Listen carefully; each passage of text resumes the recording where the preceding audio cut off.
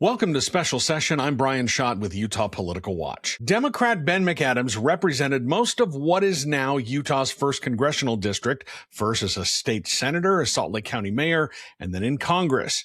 Now he's running to represent it again, this time in a congressional seat that actually gives Democrats a fighting chance. He sat down with me to talk about why he thinks his track record sets him apart from the other candidates in the upcoming primary election, how he'd handle oversight of the Trump administration, his financial ties to the AI data center industry, and what issues have gone unaddressed in a district that was previously carved up to keep Democrats from winning. Now, before we get to the interview, make sure you hit that like and subscribe button so you don't miss any of my coverage of Utah politics. And you can get more Utah political news on my website, utahpolitics.news. Ben McAdams, thank you so much for your time this afternoon. Great to be with you, Brian. Thanks for having me on. As I tell everyone, we'll decide whether it was great to be here after we get done with the interview. But the first question I want to ask, I ask this of everyone. I think it's a pretty basic question about why you're running for this race. Why you? Why now? Yeah, I mean, thank you. Look, I think these are trying times for our country. I've never been more worried about the direction of our country than I am right now. But the thing about running in a Democratic primary is a lot of the candidates are going to say the right thing and say good things. And there are many things that we agree on. But I also want to highlight for candidates that I've gotten things done, from voting to impeach Donald Trump, even when I knew it would cost me my seat, to leading the charge on passing anti-discrimination measures for LGBTQ Utahns. I share the values of this district. Even I'll do the right thing, even when it's hard. We need leaders. I think political courage is lacking in today's political environment. We need leaders who will stand up and stand up to do the right thing, no matter how hard it may be. In 2018, I flipped the most Republican district in the country, and then took the defining vote of my time in Congress, which was to impeach Donald Trump. I knew at the time that would probably cost me my election, but it was the right thing to do. For me, it wasn't a decision about whether what was the most politically convenient thing to do. It was about whether Congress would have the courage to put that president be a check on his authority. And so I cast a vote that I knew I would, and I knew I would pay the price. But for me, political courage isn't just about, it is about standing up, but it's also about staying seated at the table to work on the tough issues that people who are counting on us expect us to do. So I've also stayed at the table and worked hard to move the needle on things like LGBTQ equality, on expanding Medicaid, getting people access to treatment, on getting water to the Navajo Nation, on protecting our public lands. So this is a political moment, I think, where we need leaders who are going to have the courage to stand up, but also the courage to work with anybody to make a difference for the people who are counting on us. Your three opponents in this primary election, they're self-described progressives. You're seen more as a centrist candidate. And as you said, you've built your brand, your political brand on winning in traditionally Republican areas by being a pragmatist and through bipartisan compromise, working with people across the aisle. How does that appeal to the primary base voters in this brand new district that, it's not it's not a solid blue district, but it is a Democratic leaning district? How does that brand appeal to this new electorate that you're looking to represent? Yeah, well, this is not a new electorate for me. I've been on the ballot with these exact voters for almost all of my political service. I represented the most liberal state Senate district that was entirely within this congressional district. I was the mayor of Salt Lake County and was on the ballot with these exact voters for the entire time that I was mayor. When I was in Congress, I represented about 65% of this current congressional district. So people know me. I think that in many ways I have the home court advantage because I've been in the trenches, building relationships, working with community advocates, with mayors, with city council members, with small business owners, with immigration rights activists, with leaders of our different immigrant communities, but the people doing the hard work in the communities, I've been right there alongside them, helping them to tackle their toughest issues. So these are voters who are familiar with me, and I'm familiar with them. But I also say this, that being progressive has to mean making progress. voters are so frustrated with Republicans and Democrats who make promises and never deliver. It is much harder to pass a law than it is to promise a law. They know me as somebody who rolls up my sleeves and gets things done. That I don't shy away from the toughest issues. I will tackle the issues that are important to the voters of this district, and I'll work hard to do it. And I have the results. Nobody else in this Democratic primary, nobody else in this race can point to anything they've accomplished. Nothing. I have a track record of actually delivering results on some of our hardest issues.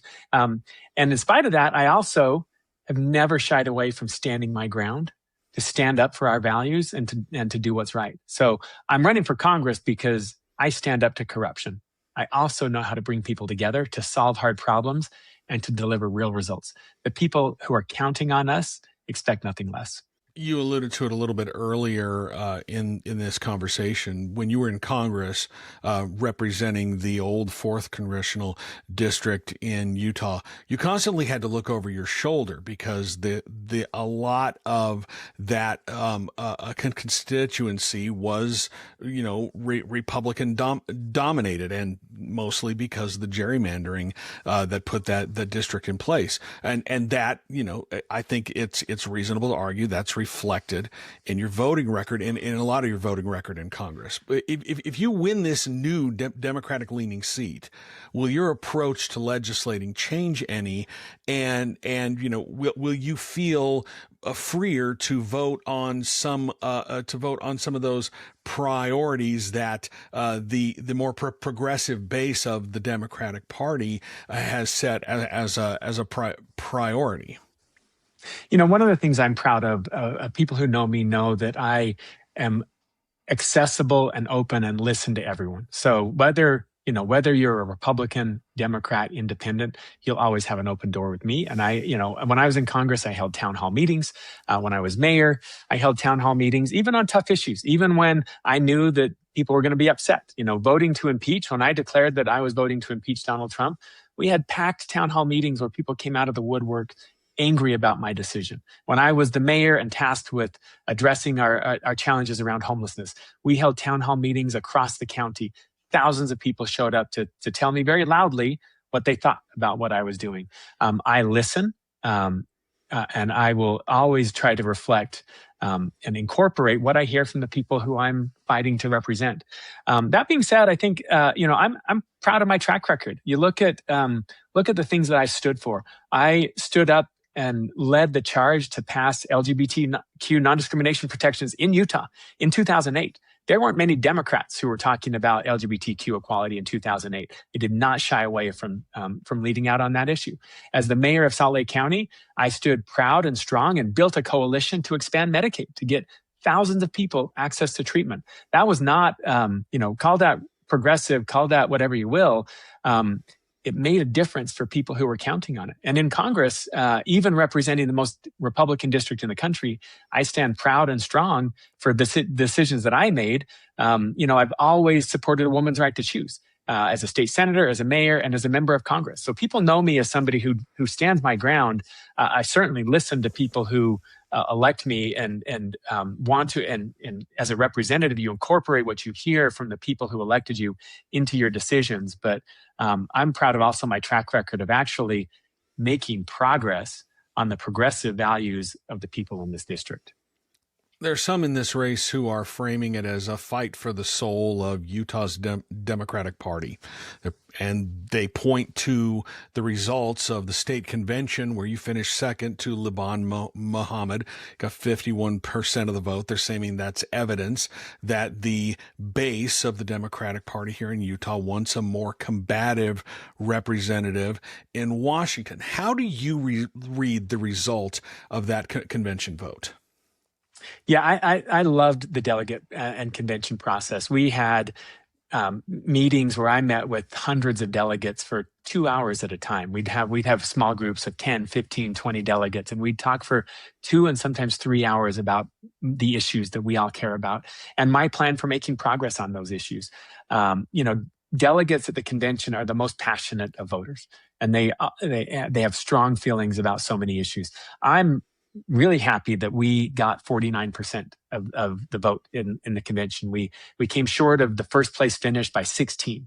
But there were two candidates who came out of convention as qualified to go to the primary, myself and Liban Mohammed. There are four candidates who are in the primary thanks to the other two gathering signatures. But I was happy to have prevailed at convention and come in as a convention qualified candidate. I'll also say that I think Liban Mohammed is an inspiring candidate. I've loved sharing the stage with him. I've loved hearing his ideas, his passion. I think he has an inspiring story. I think there's a place in the Democratic Party for candidates with different perspectives and different places on the ideological spectrum. And I hope he has a bright future in the Utah Democratic Party. And so it's been a pleasure to run with him in this race.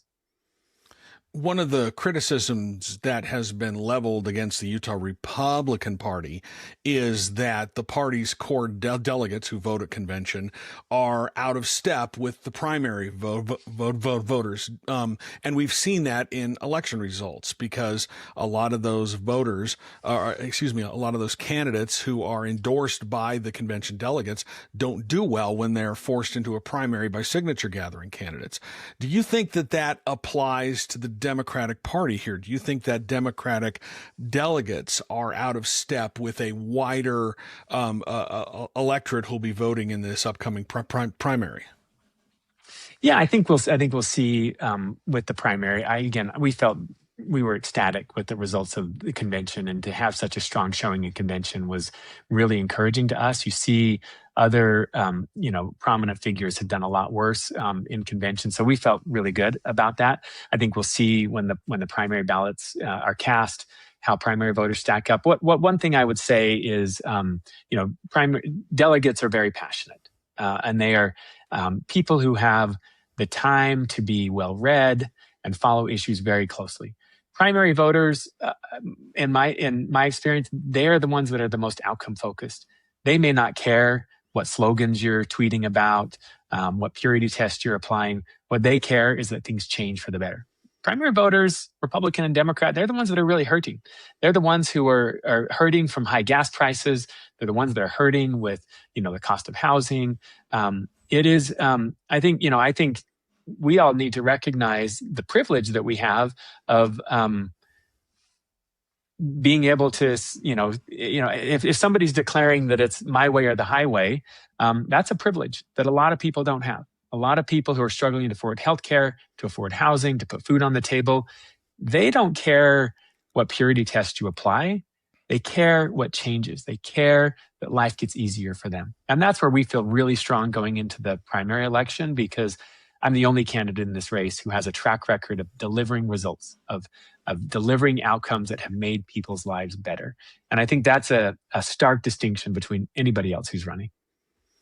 The big political issue, I think it's safe to say here in Utah right now, is this proposed massive data center in Box Elder County. And this came out this morning. According to your financial disclosure, you hold ownership stakes in FiberNet, Mercury Delta, and shares in Penguin Solutions. That's a company that specializes in AI data center infrastructure.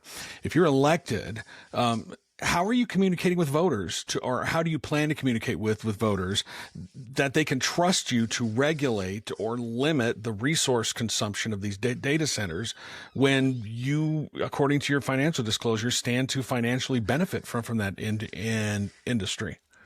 Yeah, I think that's a great question. Artificial intelligence is going to reshape the American economy faster than any technology in our lifetime. If I could put the AI genie back in the bottle, I would. However, the question is not whether it happens, unfortunately. The question is who benefits and who gets left behind. American ingenuity has built this technology. American workers should not be the ones who are paying for it. That doesn't mean we should support all data centers everywhere. I've been very clear, first of all, that I oppose the Stratos data center in Box Elder County. That project uses too much water. It uses only natural gas energy. It has a negative impact on the Great Salt Lake. And the public process, it didn't go through a public process of transparency. So, the AI technology fight is going to be a central part of America and Utah's futures, to be clear. It's critical that our leaders understand this space and ensure that this growth happens the right way. The project in southern Utah that I was involved with is doing just that. I will say it has a focus on clean energy. No utility costs are passed along to consumers, and it's a waterless operation that won't negatively impact the Great Salt Lake. I think that's in direct contrast to what's happening with the Box Elder County data center, and that's why I vehemently oppose Box Elder one. That one doesn't put clean energy or water stewardship or transparency or the public benefit first. As the AI race surges forward, we have to elevate good actors and we have to call out the bad ones, which is why I strongly support regulations for data centers and for AI if I'm elected to Congress. I did some work, as you mentioned, a couple of years ago on a data center that wanted, this one in southern Utah, wanted to have more renewable energy as part of their portfolio. So this is what my firm does, is works with in housing and renewable energy. And so we helped this project to expand its renewable energy profile. And it is now a waterless and powered by intended to be powered by a large amount of renewable solar energy, to be clear. And it's also gone through a robust public process. So I believe that this is going to be important, that we, again, enact the policies and the regulation that call out the bad actors, that hold them accountable, but also elevate the good ones. And ultimately, at the end of the day, make sure that the people who benefit from AI aren't billionaires like Kevin O'Leary, but it's the American people. Where do you draw the line on government incentives for these data centers? Yeah, look, this isn't the first data center that I've opposed. When I was mayor of Salt Lake County, there was a data center proposed in West Jordan, and I led the opposition to that data center. That one, like the one in Box Elder, used too much water. The incentive, I thought, was too expensive, did not create value for the people of Salt Lake County. And so I led the opposition to that data center. Strongly, we built a strong opposition, and we actually stopped that data center. What's going to be important to me is that when you look at any project, that the beneficiary of whatever approach we take has to be the people of Utah. We have to, and we can't pay the cost. The cost that we would pay in the Stratos project is the impacts to the Great Salt Lake, impacts to our air quality, the impacts to the surrounding area in there. That cost is too high. So as with any project, I think we're going to have to look, and that's why it's important that we have a public process. The public process is where the fine tuning of these proposals happens, where you weigh the cost and the benefit and how we make sure that we're lifting a community, not holding it down. That didn't happen in Box Elder County. And we need to make sure that every project goes through a transparent public process so we can make sure that the people benefiting from any project like that are the communities aren't negatively impacted, and that the broader people of Utah and the surrounding community are the ones that are lifted. You mentioned earlier in the interview, you talked about fighting corruption, and I'm curious your take on the first, year or so of the Trump administration. We have the stories of the president making thousands of stock trades that and then pumping up companies that he made these trades for. We have this news of this $1.8 billion weaponization fund that has no congressional authorization at this point. How will you approach oversight of this administration? Would it be a matter of you picking your battles, or because there's just so much going on? I'm just curious how you would wade through and decide which would be the most important things to exercise congressional oversight on. Yeah, look, to be clear, Donald Trump is the most dangerous threat to American democracy in our lifetime. There are people who will be voting in this election who have only known American politics with Trump. So think about that. We have to make sure that the corruption that is happening right now ends, that he is held accountable, that Congress is an independent check on his authoritarian nature. He's weaponizing the Justice Department. As you said, he's enriching himself at taxpayer expenses. He's enriching his friends and his cronies at the expense of the taxpayer. And he's dismantling every institution that's designed to hold him accountable. My entire career, I've stood up to corruption, whether it's payday lenders, developers, redistricting fights, data centers. I've stood up to the president of the United States. I voted to impeach Donald Trump from a district that he won by 18 points, knowing it would cost me my seat. And it did. I would do it again.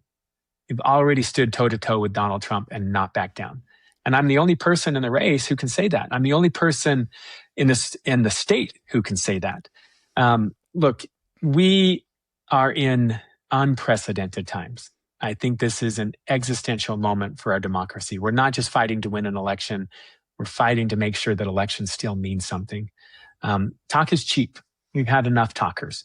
I've already paid the price to stand up to Donald Trump, and I will do it again every single day. And I hope that Democrats take the House so that we can pull back the curtain and really show the extent of the corruption that's happening with this White House, with this administration. Because it seems like every day a new story's out that is a new low, a new level of corruption that we could only imagine before. Last thing I want to ask you as we wrap up the interview, running out of time here, but given the newly redrawn boundaries of this map, the new map, which has drawn a lot of your opponents into this race, what political issues or needs do you think that the previous map that was in place that split Salt Lake County into 4 pieces, what are some of the needs or the issues that were ignored under that previous map that whoever wins this race is going to be able to address now that this district is mostly centered on Salt Lake County? Yeah, well, first of all, the previous maps were drawn with one goal in mind, and that was to make sure that it's politicians choosing their voters, not letting voters have a voice. And so, and the goal in mind was to make sure that Utah could only elect Republicans. With this new map, almost 35% of the state typically will vote for a Democrat. This new map, people will have a voice. They'll have a choice to vote to elect a Democrat or Republican. It's not powers from on high, from the governor and the legislature dictating who voters get to elect, but voters are actually going to have a real choice in this election. And to your point, I think that the gerrymandering of the districts, while the goal was to make sure that only Republicans could win, the outcome is that many issues are ignored. This new district is, it's a district that I'm very familiar with because I represented it for most of my political career, and I represented 100% of it as the mayor of Salt Lake County. There are real concerns. I think the Great Salt Lake is an issue that has gotten some lip service and actually some effort from some of the Utah delegation, but not enough. I think I will be focused, laser focused on saving the Great Salt Lake, because this is about the air that 100% of my constituents will breathe. I think there are issues like transportation and mass transit. There's issues of housing and housing affordability. This is something that I've been working on over the last 5 years and developing ideas for how the federal government can support making sure that rent is affordable and that young people can buy a home. And I've actually developed a reputation as a national thought leader on how we can use government land to in infill development in urban places like Salt Lake City and greater Salt Lake area to make housing affordable. I've published on this. One of my ideas has been turned into legislation in the U.S. Senate today. I'm hoping that my first pro-housing bill will pass before this election's even over, that we're working on that. So I think housing issues, transit issues, transportation issues, air quality, Great Salt Lake, so many of these issues are communities that have felt ignored. Standing up to immigrants. I've been disappointed that we haven't seen voices in our delegation standing up against this ICE detention center. I grew up, my mom was a school teacher. I remember having conversations with her about Topaz when I learned about that in 4th grade, I think it was. And I remember asking her, how could this have happened in Utah? How could good people lock up our neighbors? And here we are in 2026 with a proposal to build a detention center for immigrants on the west side of Salt Lake City. This district has a large, vibrant, first-generation American immigrant community, a community that I've done a lot of work with when I was mayor on issues like creating the Office for New Americans or the United for Citizenship campaign or leading out in the legislature to support sensible immigration reforms. This district needs someone to be a voice to stop that ICE detention center, I will be that voice. I've built coalitions to stop things before, to stand up to corruption, to stand up to inhumanity, to stand up to bad ideas. And I'm the person to do that in this district. But I think that's another issue that, we need someone who will stand up and be a voice and be a fighter. And it's not just about saying the right things. I think that everybody you interview, any candidate running on the Democratic side in this race is going to say the same thing that I say about stopping the detention center. But I'm actually somebody who has done it. Nobody else can point to anything, any bill they've passed, any accomplishment they've secured that's made people's lives better. But time and again, I have built coalitions and gotten it done. And I've stood up to corruption and stopped it when it really matters. Ben McAdams, thank you so much for your time. Where can people find you online?